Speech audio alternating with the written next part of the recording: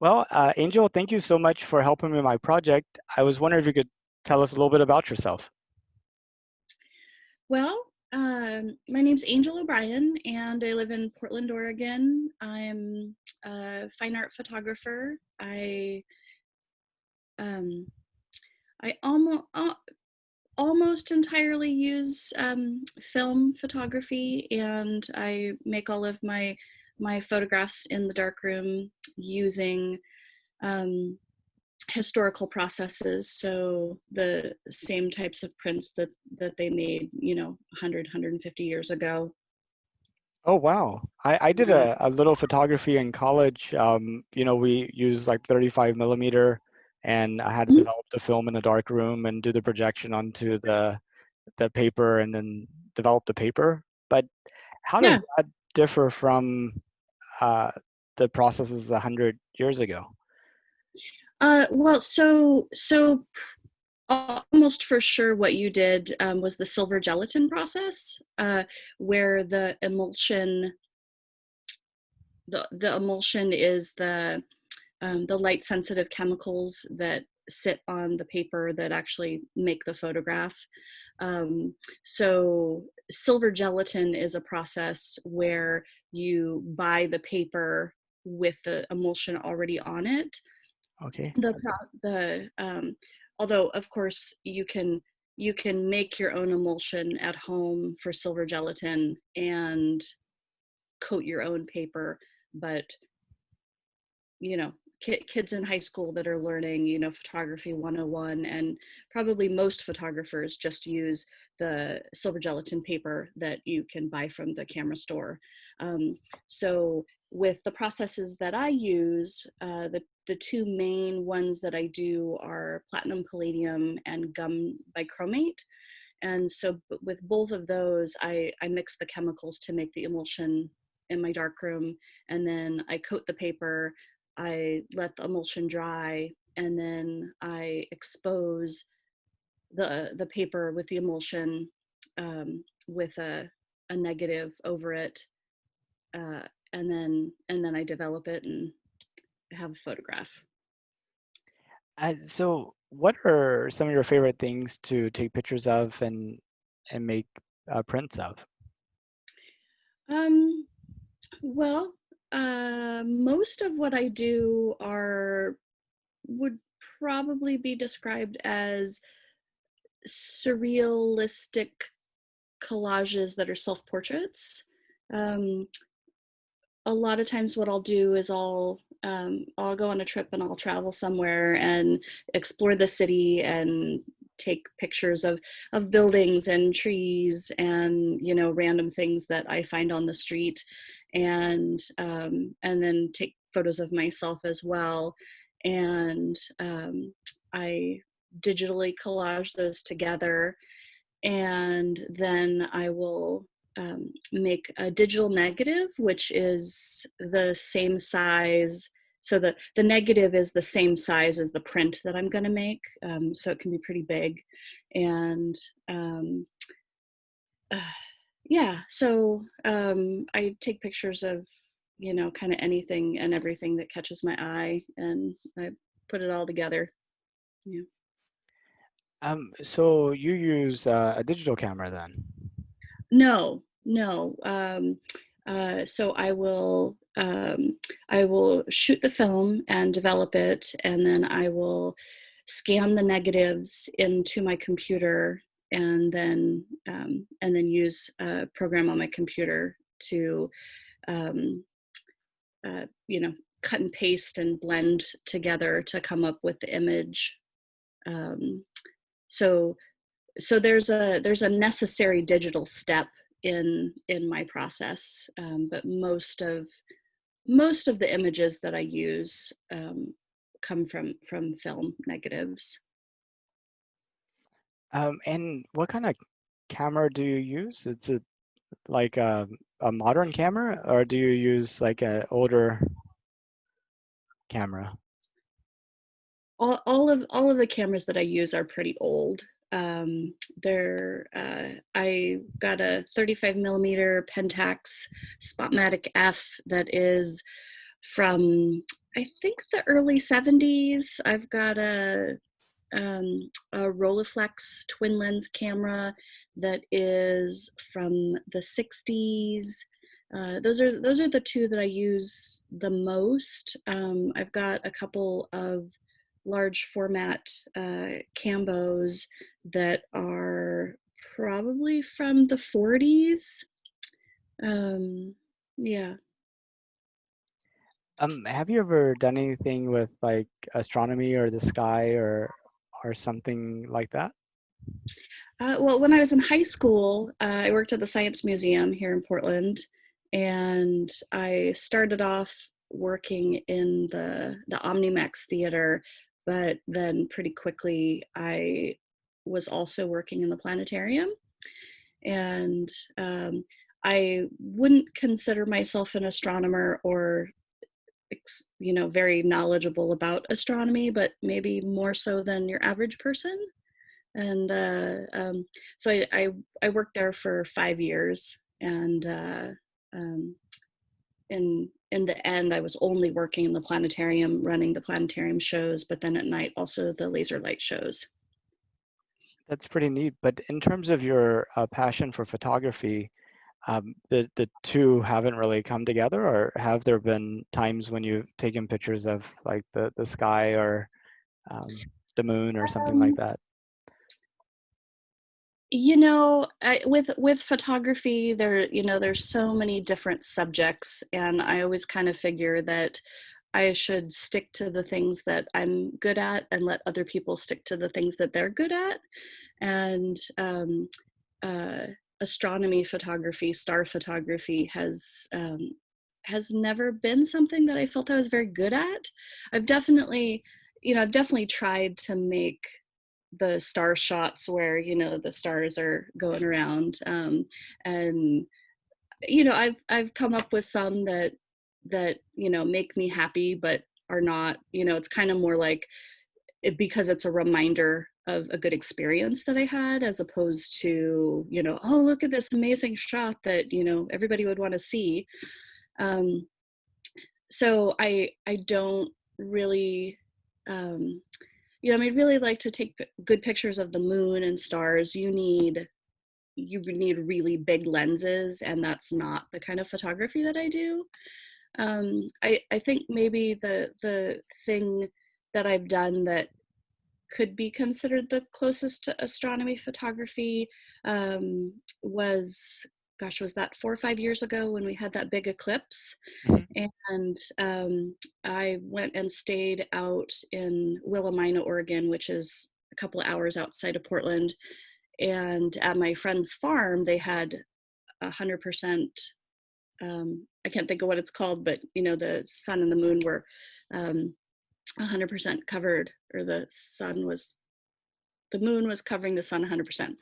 And that was a pretty phenomenal experience. It was like the whole world just changed for 5 minutes or whatever. And I took some pretty cool shots, although mostly the light was just so amazing. And so the photographs that I took of the plants and the trees where we were, it just had this otherworldly quality to them that I've never seen in my photography before.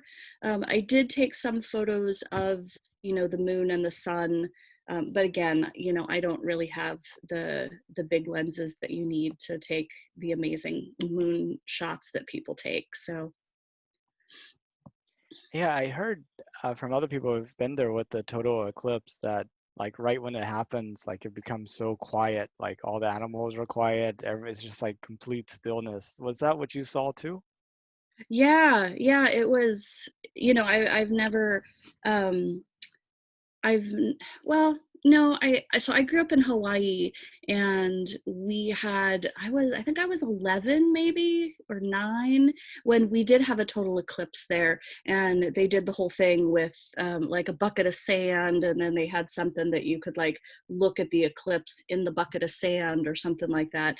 But that was there were tons of kids at school and stuff, so there was anything but quiet. But a few years ago on my friend's farm, it just so exceptionally quiet. It was almost like the have you heard that term, the quiet was deafening? Hmm. It's like the quiet had a sound to it. It was like it was so quiet you could hear it, which just seems weird, but it did kind of make me think of the space movies and that sound effect that they use. But yeah, it was.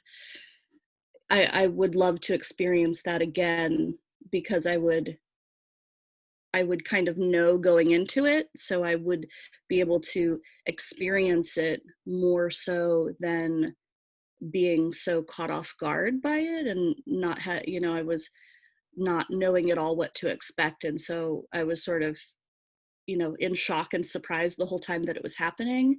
And I feel if I got to do it again, it would be an even better experience. Um, so have you ever heard of this project called the Dear Moon project? It's a plan by a Japanese billionaire to send a handful of artists around the moon on a SpaceX rocket in 2023. Oh, wow. No, I haven't. That sounds pretty cool. And his definition of artist is like the broadest you could imagine. Not only are you talking about your visual artists and your photographers, but even saying like film directors and fashion designers and sculptures and just whatever could conceivably be called art is kind of like what he's looking for. And if you think about uh, the characteristics of astronauts, they're very stoic people. They don't really communicate and connect on a emotional level as much. I mean, it feels like they have to be very kind of in the moment, kind of raised above all those human emotions. Yeah. And I think to some extent that makes it really difficult for them to communicate those experiences with other people. But Hmm. what do you think about this idea that giving this experience to like a group of artists in terms of kind of being able to make it so more people can have a deeper connection with it? I was wondering what your thoughts were. I think that's pretty cool. I will be really interested to see the art that they make after they come back. And I love to travel, and I feel like wherever I go, it, not necessarily that it changes my work, but I feel like like this last fall I went to Spain, and there all of the work that I made while I was there, and then with all of the negatives and stuff after I came back, I feel like there was a certain quality to it that was unique to Spain. And so I feel like the artists that will go up, I mean, that's kind of to the nth degree, uh going somewhere else, being in a different space. And it's not just a different physical landscape, it's also a different mental landscape that very few people in the world will ever be able to experience. So I think that it would be really fascinating to see the work that they create, but then also to look at the work that they created, their previous work that they created versus the work that they create after that I trip, and see the difference. kind of see how it changes them. Um, Yeah, and on one hand, you have like this whole new perspective, but yeah, it's got to be a very traumatic and scary experience to sort of go there as well. yeah. So I mean, how do you choose people that can really react to the moment, but at the same time not be terrorized by it? Uh, Well, I know that NASA puts people through quite a rigorous selection process to choose who they're going to send up and who not. So I would imagine that for this, did you say it's called the Deer Project? Dear Moon. Dear Moon. Um, so for that, you know, you not only have to be a good artist, but you know, you'd also have to have, you know, a certain personality type, a certain ability to withstand stress, which, you know, maybe that narrows the type of artist. I don't know. It would be interesting to see. Yeah, and by type of artist, I don't mean, you know, only painters or only sculptors or only musicians, but um, you know, maybe all the artists that go up will be, you know, artists that deal with the abstract or artists that deal with the very figurative, or, you know, who knows? Be interesting to see. But if you had the opportunity to do something like that, would that interest you at all? Um, I don't know. You know, I think I was 10 when the Challenger went up and then down. Um, and you know, we talked about it in school beforehand, and it was this big exciting thing. And you know, and it was exciting, but then, you know, we all watched it explode, and that was not an exciting thing. um I, you know, I have a 9-year old, I'm a mom, and you know, so while while it would be a very exciting, interesting, once in a lifetime opportunity, I don't know if I can. I don't know, you know, I mean, I just, you know, I mean, I could die, you know, walking in front of a bus tomorrow. So, you know, on the one hand, it's kind of silly to say, oh, I wouldn't do something because, you know, there's, you know, a chance of fatality. But then on the other hand, I don't know. I'd certainly be fearful of something like that happening if I was going to do that, and I think that that would impact my decision whether or not to go. Yeah, I it would be exciting, um, and I imagine it would probably do a lot for my art career. But yeah, I don't know. And so would you say that if the Challenger disaster didn't happen, that your views would be maybe you would be less fearful, perhaps? Um, Probably. You know, I mean, I think in my lifetime, um, I'm not even sure if has there been another space crash or anything like that since the Challenger. There has, I think it was 2004. It Okay, would have been the Columbia broke apart on reentry. I do remember that one. Yeah, but the Actually, Challenger. I think it was 2002. Okay. Yeah, 2002. I'm just trying to remember. I remember it based upon my younger son. He was born there, and we were in an apartment, and then we moved into a house. So I was just trying to reliving those life events to try to Yeah. pinpoint a little bit more. But you Yeah. know, it probably didn't register as much because the Challenger, you had the first teacher in space. You know, it's a big promotional thing at all these schools. You know, let's go see the first teacher in space, and you Mhm. know, then um, and I had actually gone to the Kennedy Space Center the December Oh, before oh wow. for you know like Christmas vacation. I think I was also probably about 10. Mhm. And I actually saw the Challenger on the launch pad, you Oh know, about a wow. month before Mhm. it blew up. So that was um, kind of traumatic too. Yeah. Wow. Wow. Yeah. But if you were to choose the artist, I mean, do you have some specific people in mind that you're like, oh, definitely send them? Or do you have some thoughts on like what should they be thinking about when considering people? Um. Hmm. Well, I think that sending up a variety of people would be good. Um, you know, someone who's a composer is going to have a totally different experience from someone that's a sculptor or a painter. um, you know, I bet it would be pretty cool for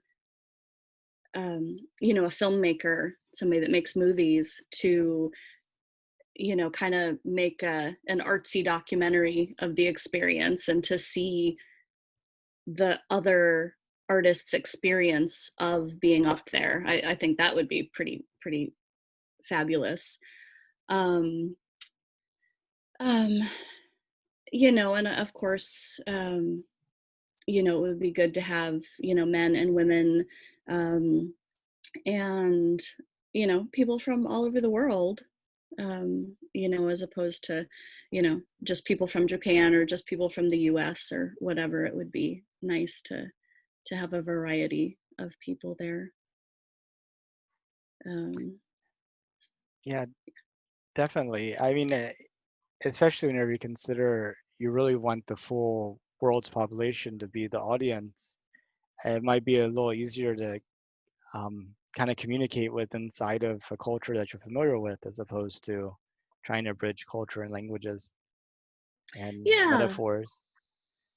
yeah. Well, you know, I think that's the beautiful thing about art, is that, you know, it can appeal to anybody. You know, of course everybody has different tastes, and, you know, you can have one piece of art and show it to 10 people, and, you know, they'll all have vastly different reactions to it. But I think that, you know, I think that with art, even, you know, I mean, even if it's a movie in a language that you don't understand, you can still watch it and, you know, be incredibly moved by it. When I was in Madrid, this last fall, I went and saw a movie, you know, just at a regular Spanish movie theater with, you know, um, no subtitles and in Spanish, and I don't speak Spanish. Um, and it was, you know, a lot of what they were saying I had no idea. Some of it I was able to sort of, you know, from context figure it out, but it would, you know, just visually watching the movie and seeing the people and their emotions, and, um, you know, it was incredible. um, and, you know, I think that's the thing with good art, is that it, you know, it can move you even if you don't understand it. And, I think that the viewer has to have the willingness to be open-minded about it, and be okay with not understanding it, and just having it, you know, affect you on an emotional level. And I think that would be really wonderful about the Dear Moon, you know, is that people wouldn't necessarily need to be able to relate on, you know, a linguistic or cultural level. I think that they could still be greatly affected by the art that's produced. Yeah, and you know, just seeing skill is always moving. Um, Yeah. we have an internal Slack channel at work that's set up to for people to share uh, experiences at museums and things like Mhm. that. And somebody posted their favorite piece of sculpture, and Mhm. I think it's called like the veiled woman or the draped woman or something like that. But it's Oh, a piece of yeah. marble where, I Yeah. mean, it looks like, even though you know it's marble, it looks so real, like Uh-huh. it's cloth, like you just Yeah. pick off the It's cloth. amazing. Yeah. And you know, whenever you see something like that, you can't be helped but, wow, this person really truly understand, first of all, the scene, and then the medium they were working in, and then the skill to actually be able to create it. And you know, I've taken a lot of photos. Also, since you know we have our iPhones on us, sometimes I go on trips and take hundreds of pictures a day. But you know, I've been like next to like a tall building, and I try to take a picture of the tall building, and you like look at it, and you have no sense of how, like it doesn't make you feel the same way. Or if you take a picture from the top of a tall building looking down, you don't feel that sense of depth or fear or what have you. What are some things that you do in terms of your photography that that try to, you know, recreate that same sensation that you're having in your photos? Um, hmm.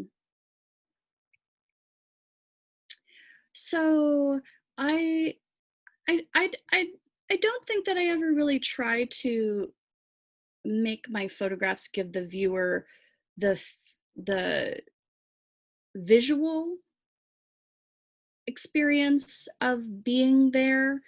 Um, with uh, a lot of what I do, I'll layer parts of text over my photos, and I might have um, birds in front of my face, or just other stuff, other imagery um, that I've combined together in a way that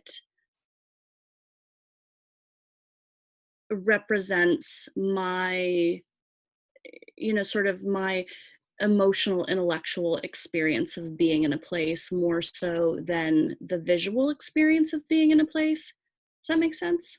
It does. It does. I think it goes to the heart of what I'm trying to get at too, is that even though you may not be able, even though the picture may not have the height or the depth, you're trying to recreate that emotional, intellectual experience too. So, I mean, what you end up with may be very different than what you saw, um, but it's meant to communicate something deeper than what was seen, I guess. Yeah, yeah, yeah. I would agree with that. And I think sometimes I'm more successful than others. Um, as far as how I do that, I think um,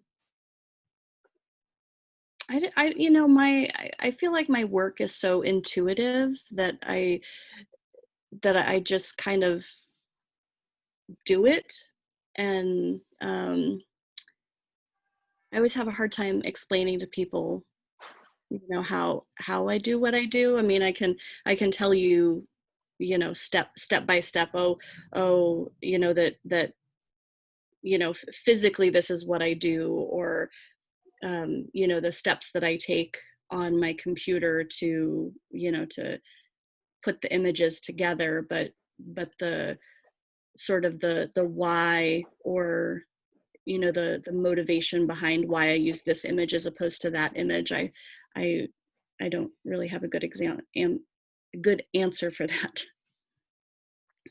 Well, um, there's been a lot of talking about difficulty of capturing that moment and images, and the kind of like the skill that you have to employ in order to take that emotional intellectual experience and kind of transform the visual to kind of communicate that. Um, a lot of people have, whenever it comes to space exploration, because of dangers and the difficulty of sending people, and just the fact that, you're going to have to bring the people back, and, things like that.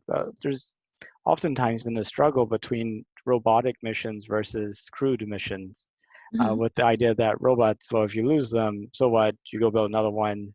We'll do an investigation, figure out what's wrong, and do it differently. But you haven't lost people, and then you don't have to. It's cheaper because you don't have to worry about keeping them alive, and also you get more out of it because they're able to stay there for indefinitely, until they break down. Um, but at the same token, kind of standing on the moon or having a probe on the moon with a camera facing Earth is very different experience than being like Neil Armstrong and be able to hold your thumb up to the Earth and see that the Earth is completely hidden behind your thumb, which is something that he talked about was a very amazing experience for him. Um, what do you think about the idea that sending people um, to these places so that they can feel what it's like there, that there's some value to that? I was just wondering, do does that resonate with you, or do you think maybe that's stretching a little too far? Um, I like the concept. Um, just yesterday, a friend of mine posted on Facebook or Instagram or something, this New Yorker cartoon of two people that were um, on a cliff on the moon or something like. Oh, sorry. No Um, worries. and the one person was taking a selfie with their cell phone, and they said, does this make me look insignificant enough with Hmm. the the this huge night sky behind them. And I just love that, because I feel like we're so wrapped up in our day-to-day lives and all of that, that we oftentimes forget that there is a bigger picture. And sure, sending people to the moon to have that experience would be phenomenal, but who would be able to afford to go? And the people that would be able to afford to go are maybe the people that need that kind of change of that change of their own reality, more so than the people that can't afford to go. Um, but I I imagine someday that we will be able to, just go down to the airport and get on a spaceship and take an afternoon cruise, like people take go and take a train up the Columbia River Gorge here for an afternoon. So And what's your thoughts on time frame? I mean, are you maybe on the extreme case disappointed it hasn't happened yet? Or do you think that's something in like the next 10 years or something like 100 or more years out? Like, where do you, what's your expectation in terms of that happening? um gosh, I don't know. I mean, I think I don't really have a deep sense of the current status. I know, um, there's talk of SpaceX really opening everything up. Um, but, I feel like we're we're probably still in the very beginning of when, kind of like when CD players came out, that, you know, everybody still had their cassette tapes, and their tape decks. And it was this slow thing of when, and the few people that you might know that had a CD player, and they had like 5 CDs, and it was this huge big thing. And then slowly more, the CD players came down in price, and the CDs came down in price, and then more and more people had it. And now nobody has a tape deck or cassette tapes. Um, so I don't know. Things are happening so fast now. It could be in 10 years. I guess if, when my kid gets out of high school, if there's the option to you know take her to the moon, I guess I wouldn't be that surprised. Although I imagine it'll probably still be pretty expensive even in 10 years. And you mentioned there's talk about SpaceX opening things up. Hmm. I'm kind of curious, maybe you could talk a little bit more about what you've heard and who you've heard it from and how you found out about it and that type of thing. Oh, I have no idea where I first heard about SpaceX. I do have a friend that works for Tesla, so might have been him. Um, but although he's definitely not the person that I've you know talked to about SpaceX, you know, most of the time. Um, I actually, my best friend, her ex-boyfriend was, he works for Intel, and he was really into SpaceX. Probably still is, but they're not together anymore. So I think he's probably the one that I've talked to the most about SpaceX. As far as what I know, just that it's, a privately owned, um, it's a privately owned company that's, wanting to send regular people into space. And did I see something lately about Trump wanting to use the name SpaceX for the NASA armed forces, something like that? Well, I'm not exactly sure about that, but the space shuttle did its last flight in 2011, and we have the International Space Station with American astronauts on it, and we've been using the Russians to take our astronauts to space and back, and paying them something like $80 million per astronaut. So Wow. uh, I know. uh, and so NASA started this program to basically, instead of them owning the rocket and developing the rocket themselves, they would sort of make sure that the rocket was safe, but they would ultimately buy seats on the rocket at the end. And SpaceX and Boeing were ultimately the two companies that had won that contract, and they both have a craft that could carry people into space. Mhm. And SpaceX actually just launched two astronauts into space earlier in June. Yes, I remember that. I didn't see it. My daughter watched it with her dad, but I didn't see it. But yes, I know that. Yeah. And so you had Donald Trump and Mike Pence come out there as part of like the launch party and what have you. And shortly after that, Trump had issued, his campaign had put out a commercial that really featured a lot of the NASA people, and this as being like sort of one of the things that happened during his administration. Hmm. Ultimately, there was a big outcry by lots of people that this is inappropriate use of government employees and government investment and all this other stuff, and they pulled the ad since Yeah. then. Okay. Um, uh, if you could put the politics aside of everything, I actually like the ad just for kind of like the promotion of space. Kind of maybe a little indifferent on how that happens, Yeah. which much to the chagrin of other people I know. uh, but anyway, so I think that may be the source of some of the things that you were just talking about. There was maybe that commercial. Probably. Yeah. Probably. Yeah. Yeah.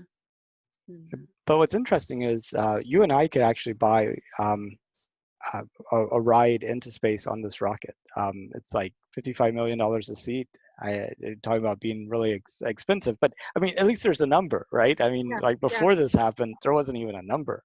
There's like, Well, and that sounds like a bargain compared to Russia, at 80 million. So yeah, yeah, that's true.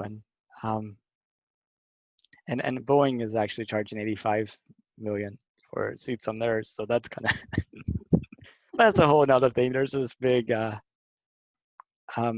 a group of people who are like really good, really proponents of the traditional players, and there's this whole other group of people that are really proponents of kind of like the new players and what have you. But I think you do see very different behavior out of a company that's led by somebody that really wants to build a city on Mars versus led by a company who's really focused on making sure the company's profitable quarter to quarter. Like, I mean, those definitely drive very different behaviors. yes. Uh, so, and I think they're both achieving their purpose. It's Yeah. just their purposes aren't the same. So Right. the Yeah. results are different. Yeah. Talking about some other space news, NASA is planning to put people on the moon again in 2024. I was wondering if that's maybe uh, something you were aware of. I have not heard about that. And what do you think about it? You think a good thing, or hey, we got a pandemic, we have protests in the streets, we have hungry people around the world, we have climate change, what are we doing? Uh, where do you fall? Um, I think on the one hand, I mean, I've always kind of had this thought of like, oh well, NASA costs so much money, and what's the point of sending people up into space when we have starving children, and we've got so many problems here on Earth.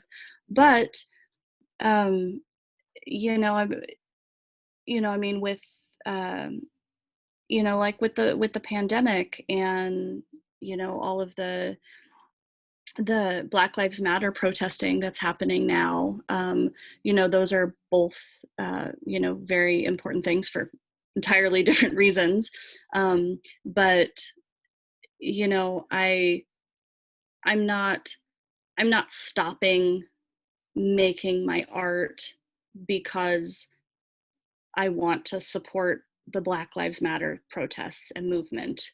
I'm continuing to make my art at the same time that I'm, you know, working towards supporting, or that I am supporting that movement, and, helping to move that forward. And at the same time that I'm trying to do my part with the pandemic and wash my hands and wear a mask and all of that kind of stuff. And I think that we can, in the same way that I'm doing all of those things simultaneously, I also think that we can simultaneously send people to the moon and work towards that, because space is exciting. And we all watched the Jetsons when we were little, and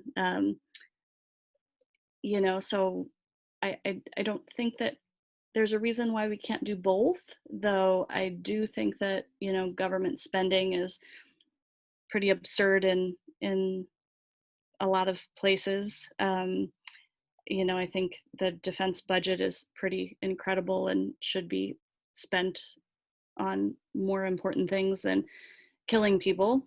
But I don't think that NASA and space exploration falls into that same category. I think I'm answering your question. No, that's brilliant. And it's a thing about government spending. Looking at traditional space players who are led by people who want to have core profits over and over each quarter, versus like some of these companies that are led by um, wealthy people who aren't interested in creating another company that just generates wealth, but actually, uh, does something like go to go to Mars. And Jeff Bezos, did you know he has a space company? Talking about somebody else. Yeah, he No. has. It actually started before SpaceX. It's called Blue Origin, and they actually started slightly before SpaceX, but they're very much quieter about what they do. Um, but I mean, the same thing's true with politicians, right? You have politicians who are, their primary concern is getting the money to get reelected for the next cycle, versus politicians who are out there with the cause, who are like, I really want to make this change in society, or I really want to make the country better.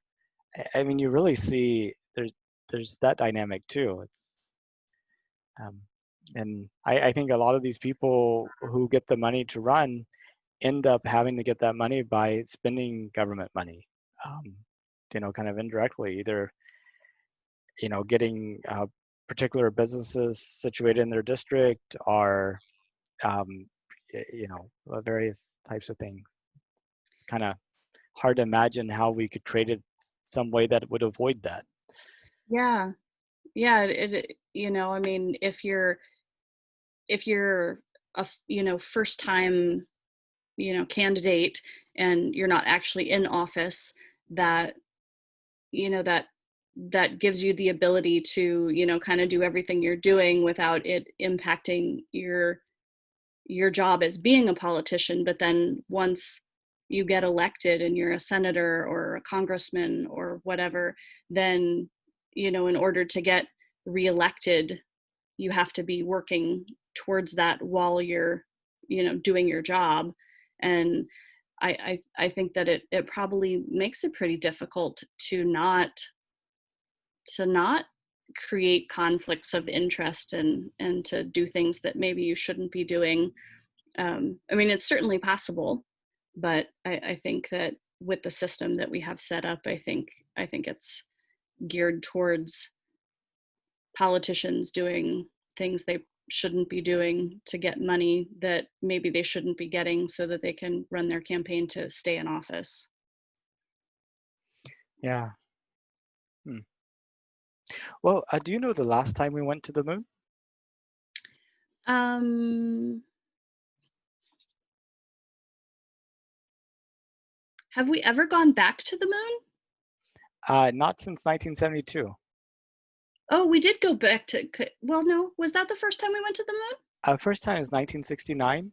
Okay. Between 1969 and 1972, we had 6 landings on the moon, with a total of 12 people that have walked on the moon. Were those all Apollo missions that made it to the moon? All Apollo missions. Okay. Okay. Yeah. I I knew that Neil Armstrong made it to the moon, and I guess I couldn't tell you the name of anybody else that did. Although there's another name that if you said it, I probably would be able to tell you that was the other guy that went. But Probably Buzz Aldrin. yes, Buzz Aldrin, yes. And does that surprise you? It's been so long? Um,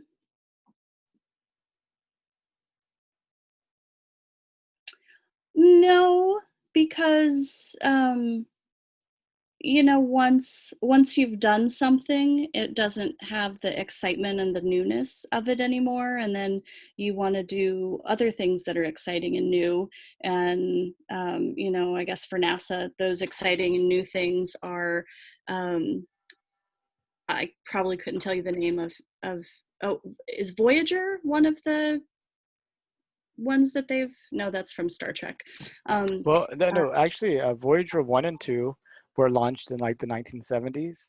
They did okay. flybys of, I think, like Jupiter. Mars, Jupiter, Saturn, Neptune, Uranus, and I think even Pluto. Like there was like this perfect alignment where they were able to time it just right so it could go through all of them. And they've actually gone out beyond sort of the space that we would consider to be our solar system. Um, Mhm. and they're continuing to travel outwards. It's kind of, and still sending signals back. Was that just recent, like maybe in the last couple of years that it broached the our solar system? I feel like I I remember hearing something about that. I think it was within the past 10 years for sure. Oh, okay, Yeah. okay. There's something that's more recent, like the last couple of years. There was something with NASA that There was the I'm New about. Horizons mission that took pictures of Pluto, and then after Pluto, there's this you know the solar system is surrounded by a whole bunch of orbiting ice and rocks and what have you, and this that extends out well beyond. And in fact, that's where our comets come from. Something like Jupiter will perturb one of these rocks and cause it to come towards the sun, and then it starts in this highly elliptical orbit, and the comet. But it took some pictures of some of these things, these distant objects. So Yeah. it's kind of neat. But we only sent 12 white men to the moon, and then this new mission, they're pretty committed to sending the first woman on the moon. And I was wondering if that made it more significant to you, or what your thoughts were on that. Um. Yeah. Yeah, I mean, I think, kind of like I was saying before about the Dear Moon Project and having, variety of people going up, only, you know, only having white men do something is, that's significant for all the white men, and then, not as significant for everybody else. And I think it would be great if they send up several women, and you know there should be a Black woman that goes up into space, and a Hispanic woman that goes into space.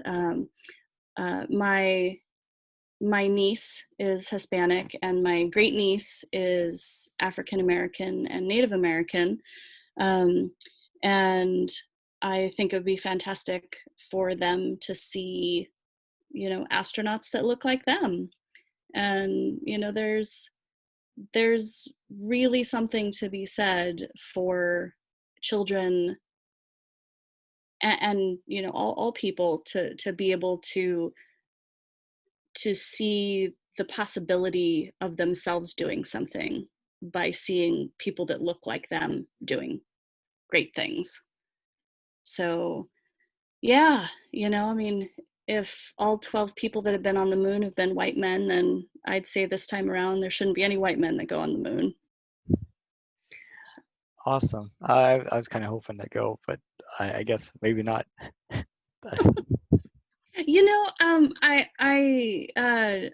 I kind of have that feeling about some things. I mean, it's like for such a long time, I mean, since the 70s, it's been, oh, women, and and that's been great.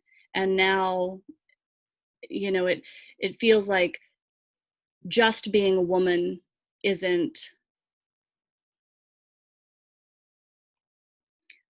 enough of being a quote unquote minority to qualify you for um whatever. And now um now the the spotlight per se is on Black women and trans women and all of that. And I sometimes I feel like, oh, I'm being left out because I don't, because I'm just a white lady. I don't qualify enough. But when I think about it, it's just sort of the greater good kind of thing. It's it's more important that that this grant money goes to someone that um, who has historically been more oppressed than a white lady. And um, so I find myself having to find my joy in other people getting opportunities that I wished that I could get, but that I don't really qualify for anymore. Um, so I I can understand what you're saying. Of course, the other solution is we should just work on creating enough opportunities so everybody could do whatever they want, regardless of who they are. Well, that would be great too. Yeah, yeah. And although, I mean, I guess that's the thing with the capitalist society, though, is that the only way it works is if you have the haves and the have-nots. And um, so I don't I don't know how we get around that. But yeah, I mean, ideally there should be, an ice cream cone for all of the kids, regardless of who they are and what they look like. And I'm certainly in favor of that. And you talk about capitalism only working if we have haves and have-nots. Mhm.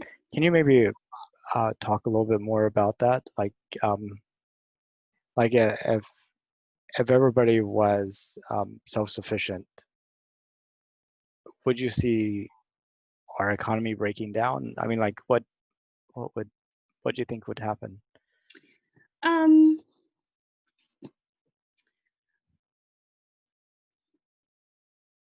I hmm. I think that the way that our economy, quote unquote, works is that um, you know people work for a company, and making something or selling something or whatever. And it's all with the idea of we need to sell more or make more this quarter than we did last quarter. And then but with that never ending. And um, you know, that's what has caused planned obsolescence. You know, it's like I'm gonna make this product to sell to you, but if I make this product so that it is so well built that you never need to replace it, then you're only going to be my customer one time, and I want you to be a repeat customer. So I'm going to make this widget, but I'm only going to make it so that it lasts a year, and then you need to come back and you need to buy another one in a year because that one broke or wore out. And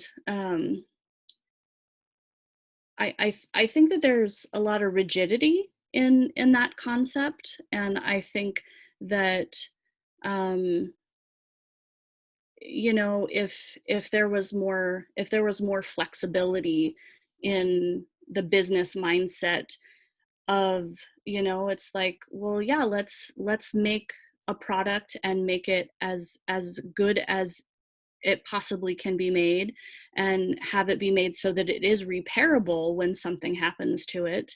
And you know, then there can be, you know, an entire subset of the population who, you know, works in repairing things. Nobody repairs anything anymore because it costs more to, you know, to repair that blender that you got for 20 bucks at, you know, at the store than to just go buy another one for 20 bucks.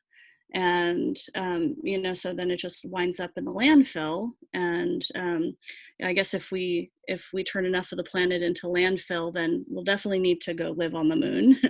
um, but um, you know, it's like our you know, capitalism is about, you know, selling something to make money and having to keep selling more of it to make more money. And you know, kind of like what you were talking about before about, you know, some you know, space companies are about, you know, making more money this quarter than last quarter, and some of them are about, oh well, let's, you know, make a colony on the moon.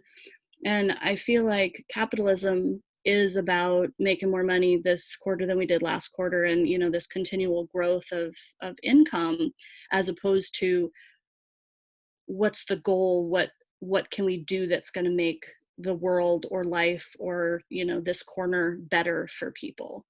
And I think that that's the direction we should be going in, is making, you know, making the world better for people, not making more money. And I don't think that that's where we're headed right now, and I hope that that changes. Yeah, I mean, you could look at many different industries like healthcare, for example. It's all about services and procedures. It's not about improving health, right? I mean, it's an industry that's not asking how do we make people as healthy as they can. It's an industry that's asking how can we profit the most from people who are sick, which kind of drives like a you know, a negative incentive, right? I mean, without sick people, what would healthcare be like? Um, Yes. Yes, yeah, exactly. Yeah, it's you know, I mean, the pharmaceutical companies, they spend, you know, millions or, you know, maybe even billions of dollars to research and, you know, create, you know, the next wonder drug. And then if they can't sell it, then they can't make up all the money that they put into it. And, you know, so they do whatever they can to get it approved by the FDA. And, you know, then they market it to the doctors, and, you know, they market it to people. And, you know, they, without the, I don't think that there is the thought that, oh, we're making the world better. It's, oh, this is the next wonder drug that we can make a whole bunch of money on. yeah, And I mean, it's like we created concepts to help us manage the world around us, like money, for example, I think a dollar is way more valued by the majority of people than, say, a bunch of bananas. But Hmm. yet, you can't eat the dollar. You know, you. I mean, it but yet it seems somehow so much more real, and it's almost like we've messed up. Our tools have become more real to us than the real reason we created the tools. Yeah. Well, like with the pandemic, with the COVID-19 virus, uh, it's like everybody talks about wearing masks and hand sanitizer and, oh, let's wait for let's all make sure that we stay at least 6 feet away from each other until there's a vaccine, and don't go out in public unless you need to, and all of that. And but I don't also hear anything at all about um, boosting your immune system. Eat healthy, stop eating sugar, stop eating all these processed foods. uh, you know get exercise, go get fresh air, take walks. You know Try to cut down on the stress in your life.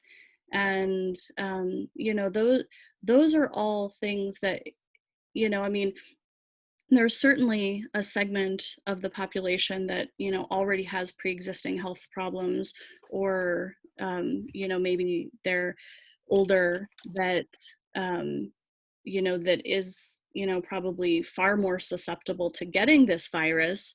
But for most people, I think if they were to work on being healthier and building their immune system, then we could get back to being in person, and get back to having more of a normal life. And then the people that are predisposed, because they have pre-existing conditions or whatever, those people could be more cautious and not go out in public, or wear a mask or whatever.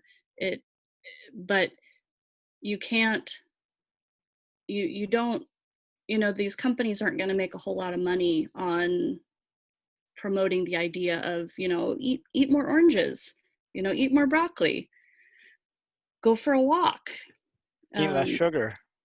eat less sugar. Yeah, they're not, so nobody wants to promote those ideas, because those aren't the ideas that are gonna make more money. And Unless you also, have a book. unless you have a book, yes. um, but also, if we promote people to eat well and exercise and take care of themselves, then less people will get sick and need to go to the hospital. And then the hospitals won't make money, and the drug companies won't make money, and people won't be clamoring for a vaccine. And yeah, it just seems like going about it the wrong way, rather than, let's try to fix let's fix the underlying problem, which would be a lack of immunity to the virus, instead of trying to boost the immune system so that you do have an immunity, you have the ability to fight the virus. Let's come at it the other way of, oh, well, we'll have more hospitals, and, oh, we'll, create this vaccine, and, oh, here's more drugs. Yeah. Yeah, firefighting versus fire prevention type of Yes. conundrum. Yes, exactly. So what are some steps do you think would be the first things that we should do to make a move in that direction? I mean, like right now, it just seems that it's not going to change or it's going to get worse. How do you actually take steps to actually start cat to be the catalyst that causes that change or to precipitate that change? Um, are you asking specifically about the virus, or you mean just in general? Mainly just in general, but if yeah, if it helps to talk about it in the context of just a virus, we could. We could go there. Um, no, not necessarily. You know, I think, you know, I think it's just a matter of, you know, um, so, so Portland, where I live, is the largest city in the whole country that does not have fluoridated water.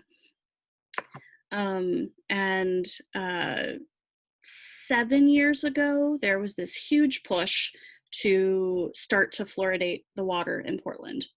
And there was this huge fight in the city of, you know, the people that were on the side of, you know, fluoridated water is good for the poor kids because, you know, the poor kids have all these cavities and we need to put fluoride in the water and it will help them. And and those people, you know, they're you know, they're coming from a good place of, you know, wanting to help the poor kids. Um, but when you start to actually look into the situation and, um, you know, you look at all the studies that show that fluoridated water really doesn't have any impact on dental health. You know, I mean, if you think about it, how long, when you drink water, how long is that water in contact with your teeth? It would have to be quite a miracle to actually have much of an effect on your body. And then if you look at the fact that fluoride taken systemically, you know, you drink it so it gets into your body and it, you know, it actually has a negative impact um, on your body. um, you know, people that have thyroid problems, the fluoride is actually taken up into your thyroid, making it so that there isn't room for your thyroid to absorb iodine, which it needs to function properly. So anybody that has thyroid problems who is drinking fluoridated water is actually worsening their thyroid health. But there's this thought that fluoridated water is good for you. And I found, so I volunteered for the, you know, no fluoride campaign. And I found in talking to people that a lot of times it was like I was trying to tell them that the sky was orange and it's not blue.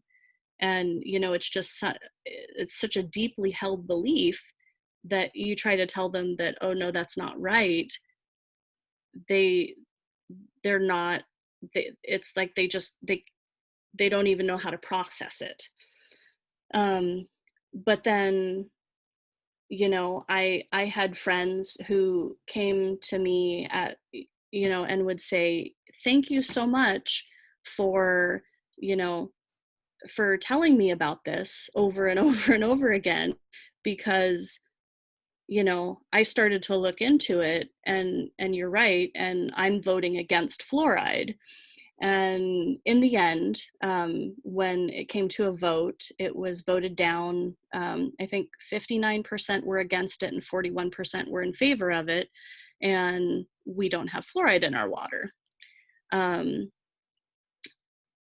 but that was really hard, you know. I mean, the amount of work and effort and volunteer hours that went into that campaign to try to keep fluoride out of our city was just incredible. So how do we how do we try to move people away from things that are not good for them, that they don't realize are not good for them, or they don't want to realize are not good for them? It's hard. It takes a lot of work. um, and particularly because we have all these companies that, you know, want to sell us those M&Ms and they want to sell us that Coca-Cola. And you know, it's terrible for us, you know. I mean, how many people in this country have tons of cavities and are overweight, and um you know, but it's like the whole system is stacked against us. You know, you go to the grocery store, and as my dad likes to say, you know, everything is snacks. You know, it's like there's no real food in the grocery store anymore. um and you know, I think that's true for the most part, that it's like you have to try really hard, and you have to make extra effort to do the things that are good for you. And um I don't, you know, I mean, I try to positively impact the people around me, my friends and my family. um but really to go bigger, um you know, I mean, you try to put something on Facebook to reach a bigger audience, and you know, you get everybody jump on you that if you try to say that, you know, they shouldn't be drinking Coca-Cola. So I don't know how we fix it. Do you know? Got any I, ideas? I don't. I mean, first of all, is awareness. I was talking to somebody the other day about the fact we of the 100%. If you took a look at the pie of the choices and decisions and actions we're making, we can't exactly drill down to the bare facts in all of them, and we have to economize to some degree.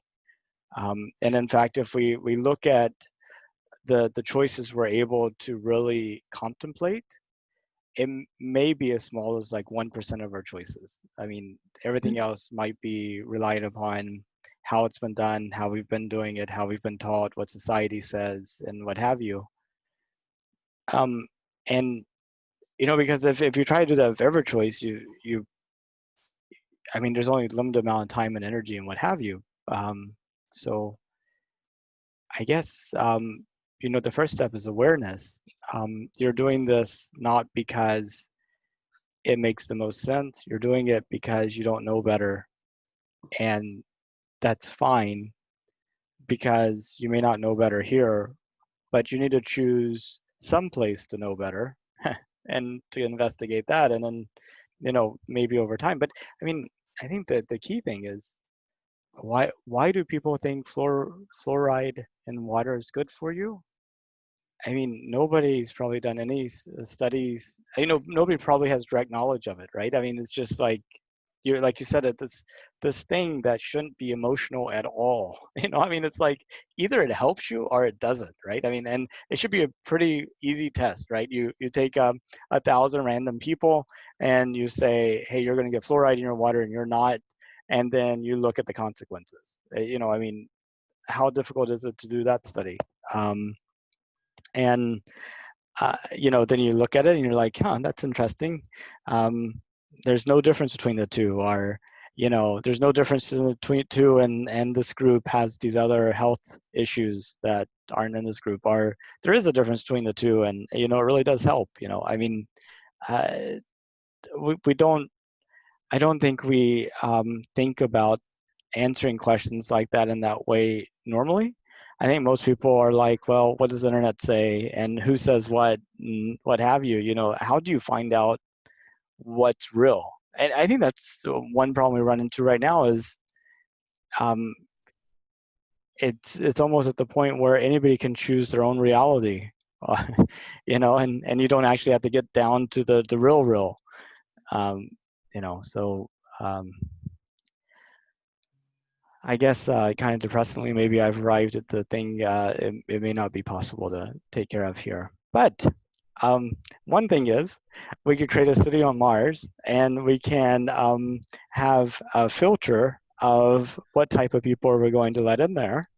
And then at least for a generation or two, you could have a society that maybe thinks and acts differently. But what if what if Coca-Cola and Cheetos and you know, Cheesy Mac mac and cheese or whatever are the ones that are funding the city on Mars. And or they're the ones that are funding the politicians that are approving the money to fund Mars. And so I feel like that could be pretty difficult to actually create. Yeah, especially as we're looking at commercializing more, it's like you're pretty much dependent on the very players and the very interactions that you're looking at trying to overcome. So I think that's a very good point. So maybe that isn't even an option. uh, yeah, goodness. I mean, I think you had to start small. Some type of intentional community that you could do that here on Earth. Probably be a lot better. Well, that's what the hippies tried to do, right, with their communes. And back in the 60s and 70s. And I imagine there's still some hippie communes out there somewhere. um, but yeah, I think starting small is Well, is and the right idea. you have the hippie communes, but then you also have societies like the Amish and Mennonites. Yep. Um, they've been able to kind of maintain a very intentional way of life for a long time. Um, you don't see Coca-Cola ads associated with the Amish. Yeah. So. Yeah, I mean, I figure as a parent, um, my job is to try to instill the proper values in my daughter that are gonna that are gonna keep her safe and healthy in her life. And hope that she can impact the people around her. And I think it's a lot easier to have a big impact on your kid than it is on even your best friend, or maybe even your spouse. um, but yeah, I mean, I guess we have to be hopeful that what we do will have some kind of a lasting impact. It keeps us doing it. That's awesome. Well, Angel, I feel like we could probably talk for a few more hours, actually. Um, so I really want to thank you for your time. And Yeah, thank you, Nathan. before we kind of end the call, is there anything that you wanted to go over that maybe I missed? um I don't think so. um I'm gonna look into the Dear Moon project. How do you spell that? Is that DIR or DEAR. DEAR? Okay. Yeah. In Oh, fact, like they have, okay. yeah. So like dearmoon.earth is like the URL for the site. Yeah. Okay, yeah. That yeah, I'm definitely gonna look into that. I'm interested to see where that goes. You said 2023? 2023. Yeah, yeah. Well, very good. Well, you have a good rest of your day, Angel, and I hope some time whenever I'm up there visit my cousin, maybe we could meet. Yeah, I would love that, Nathan, for sure. Yeah. Okay. Well, have a Okay, great day. you Thank you. too. Bye bye. Bye bye.